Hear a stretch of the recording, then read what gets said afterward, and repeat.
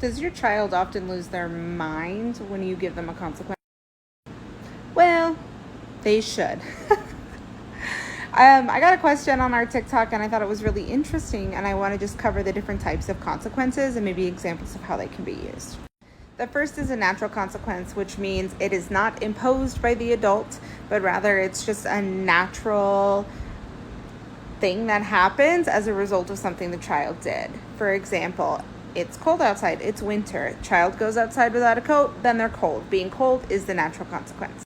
So I actually use this one all the time because I live in a very cold place in the winter, and my kids sometimes refuse to put on snow clothes, and their kindergarten teachers look at me like I'm wild, but here it is. So my child doesn't want to put on their coat before they go to school, even though it's cold outside. So I'm like, okay, it's in your backpack if you want it. They get to school, they get cold as a natural consequence, and then they put on their coat. It's just what happens. It's how we learn. As adults, we have a lot of natural consequences. The next consequence is a logical consequence, which means that it is adult driven. So it's something we impose oftentimes in situations of safety, and it relates to the behavior. So an example this week is my 4-year-old decided she wanted to go ride her bike.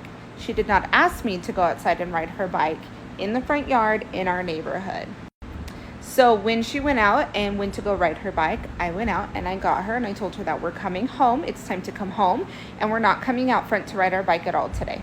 We are done riding our bike out front. And when she asked why, I told her, you came outside out front without an adult and without asking me. That's not safe. And so we lost our privilege of going out front to ride our bike today, but we can try again tomorrow. Logical consequence. The last one is illogical, which means it's adult driven and really doesn't make sense, and its only use is to punish. These are going to be your least effective because they're not actually teaching anything. If it doesn't connect to something in their brain, there really is no teaching happening, and they're likely to repeat the same behavior.